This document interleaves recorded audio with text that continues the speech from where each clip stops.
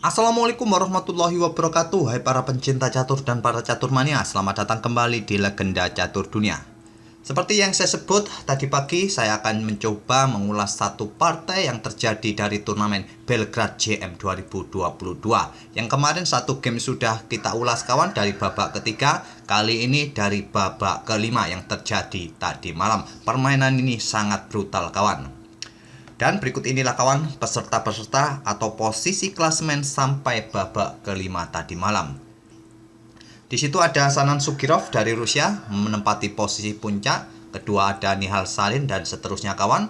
Sanan Sugirov ini merupakan pecatur asal Rusia yang kapan hari atau beberapa bulan yang lalu sudah kita ulas gamenya saat melawan Magnus Carlsen, saat dia memberikan menteri gratis kepada Magnus Carlsen. Oke, itulah sekilas mengenai posisi-posisi pemain di turnamen ini. Dan langsung kita ke atas papan. Dan game yang saya pilih ini adalah permainan dari Alexander Injic versus Ivan Ivanisevic. Sama-sama pecatur asal Serbia atau tuan rumah. Langsung kita ke langkah pertama oleh Alexander Injic. Bermain dengan pion D4, kuda F6 oleh Ivanisevic dan kuda F3. Pion D6 sepertinya akan bermain dengan Indian Defense atau Kings Indian. Nah, dibalas dengan pion C4. Pion G6 dan jelas Kings Indian. Pion H3, gajah G7, kuda C3. Di sini hitam langsung rokade. Pion E4 dan pion C5.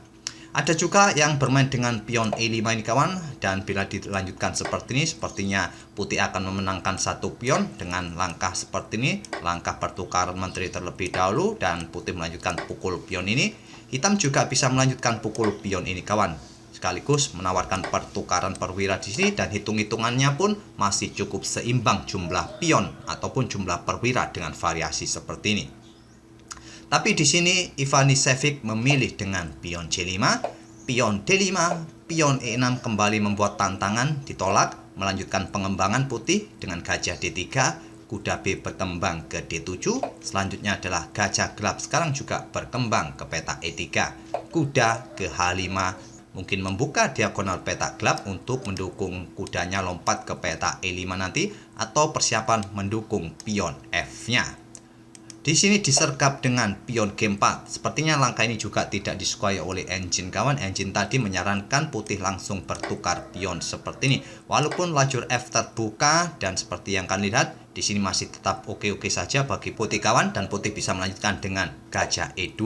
Biasanya kawan, hitam akan bermain dengan Kings Indian dengan mendorong pion-pion di sayap raja ini terus-menerus untuk membongkar pertahanan putih. Biasanya seperti itu. Oleh karena itu pada posisi seperti ini tadi kawan, engine menyarankan putih untuk membongkar pion hitam ini agar setelah dipukul oleh pion F, hitam tidak mempunyai pion F lagi untuk menyerang pion-pionnya nanti kawan dengan pion sayap rajanya.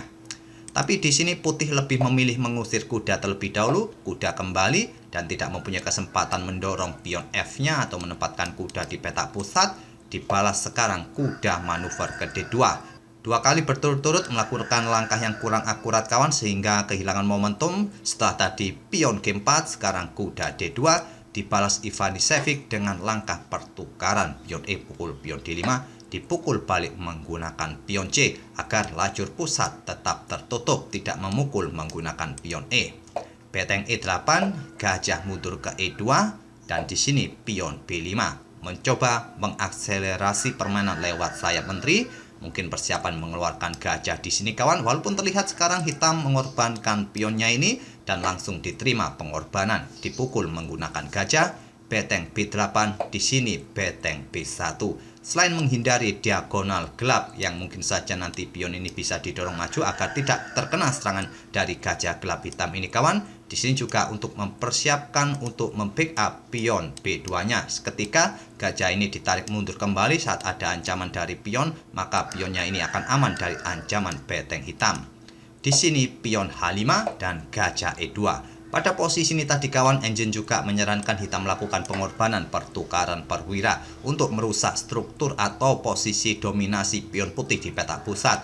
Setelah diterima, di sini hitam bisa melanjutkan pukul pion E4, dipukul balik dan bisa dipukul balik. Dan putih mempunyai satu pion yang cukup lemah kawan di posisi seperti ini. Walaupun terlihat di sini, putih juga bisa melanjutkan pukul pion D6 untuk mengancam benteng. di sini beteng bisa melanjutkan pertukaran kembali atau pengorbanan pertukaran kembali. Jika kalian bermain dengan variasi seperti ini, walaupun engine menyatakan masih cukup seimbang permainan, tapi juga ngeri-ngeri sedap kawan. Jika dilanjutkan dengan langkah-langkah yang tidak akurat di langkah berikutnya, kekuatan dua beteng ini akan merepotkan bagi hitam. Oke, kita kembali ke langkah aslinya. Setelah pion H5 dimainkan oleh hitam, di sini putih atau Alexander Inzik bermain dengan gajah mundur ke E2 untuk menghindari tekanan dari beteng.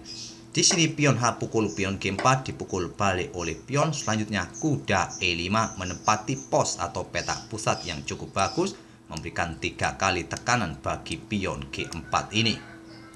Di sini kawan, di langkah ke-17 ini engine menunjukkan posisi putih lebih baik daripada posisi hitam.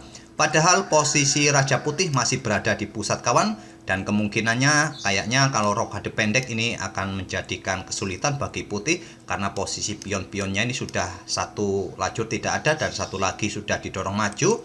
Apalagi hitam posisinya juga raja sudah melakukan rokade pendek, ruang pergerakan bagi menteri ke peta A5, gajah nanti disusul ke peta A6 memberikan pressure. Di sini juga mempunyai keleluasan juga hitam di posisi ini kawan. Kudanya pun juga menempati peta pusat yang strategis mengawal peta-peta ini. Tapi kenapa engine menilai bahwa posisi putih lebih baik? Mungkin dengan kekuatan gajahnya ini kawan, ataupun lajur H yang terbuka. Nanti mungkin raja ini bergerak maju ke depan. Setelah pion F3 didorong maju, raja bisa bergerak ke peta F2, memberikan jalan bagi menteri untuk bergerak ke peta ini dan memberikan ancaman langsung di lajur H. Bisa jadi seperti itu penilaian engine. Ataupun dengan kekuatan pion-pionnya di peta pusat ini untuk menguasai peta-peta ini kawan. Itulah penilaian admin. Mungkin kawan-kawan punya penilaian sendiri. Silahkan saja komen di kolom komentar. Coba nilai atau analisis apa yang membuat putih unggul dalam posisi seperti ini.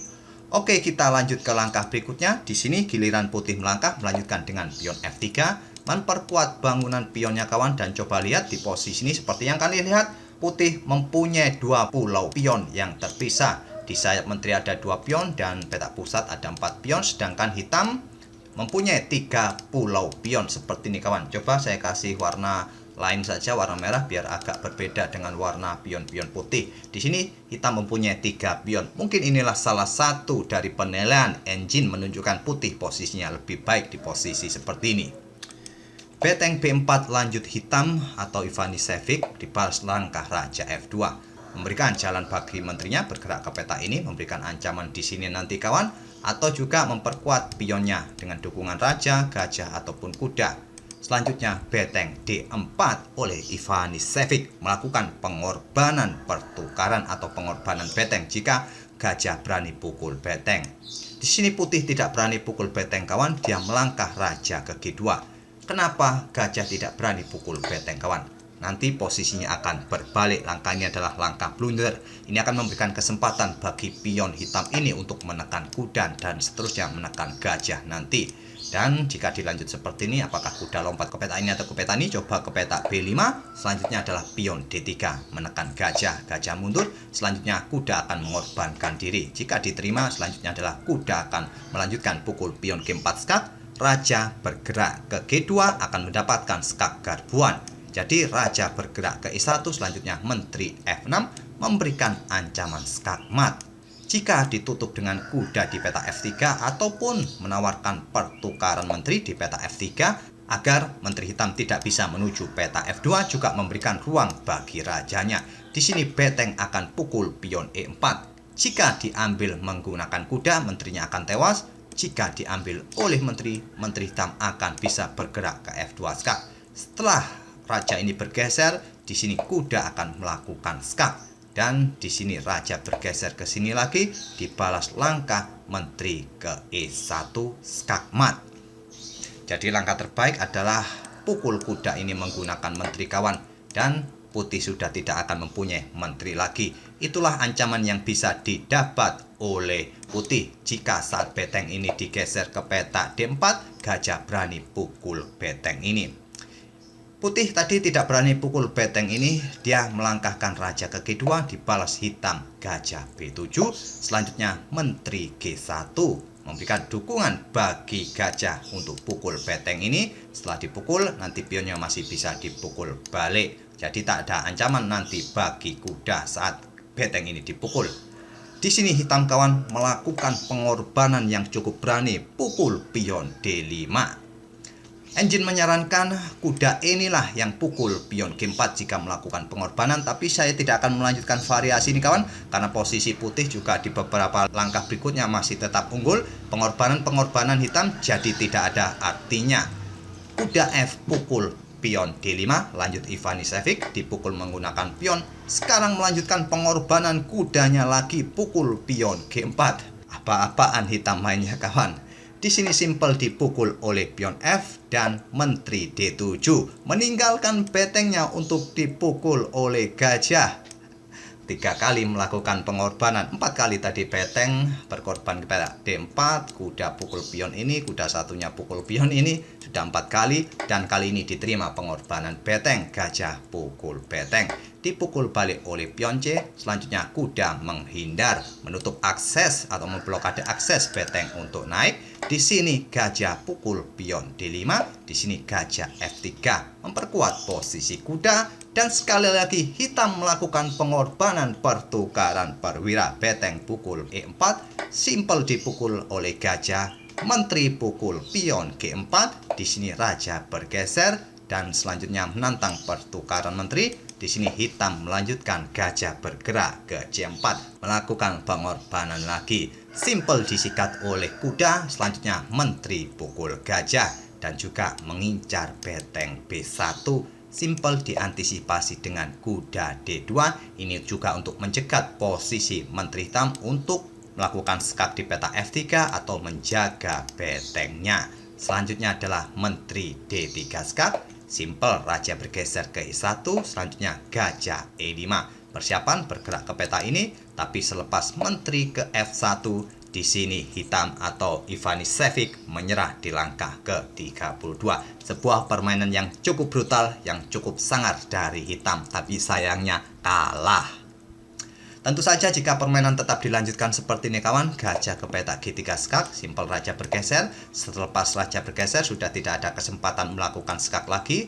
Peta-peta ini sudah dikontrol oleh putih kawan. Di sini ada pion, di sini ada kuda. Tidak mungkin menteri melakukan skak-skak di sini, dan sudah tidak ada kesempatan lagi bagi hitam untuk melakukan serangan atau tekanan. Dan di sini giliran hitam melangkah, langkah terbaik adalah bertukar menteri atau bergerak ke peta F5, membendung laju menteri ke peta ini atau ke peta ini kawan. Dan di sini putih bisa langsung bertukar menteri atau ke peta ini, sama saja tetap menang putih dengan variasi seperti ini pun. Satu gajah melawan 2 beteng plus kuda, di sini hitam akan tetap kalah. Sebuah permainan brutal kawan, tapi kalah oleh Ivanisevic. Tak tahu tadi dia mikir atau strateginya seperti apa. Langsung saja di middle game baku hantam dap, dan akhirnya juga dia kalah materi. Oke, semoga permainan kedua pemain ini bisa menghibur kalian dan bisa memberikan pelajaran. Saat memberikan tekanan harus cermat perhitungannya kawan, tidak asal melakukan pengorbanan pukul sana pukul sini, akhirnya juga ujung-ujungnya kalah materi. Dan kita akan bertemu di video-video berikutnya. Terima kasih. Wassalamualaikum warahmatullahi wabarakatuh.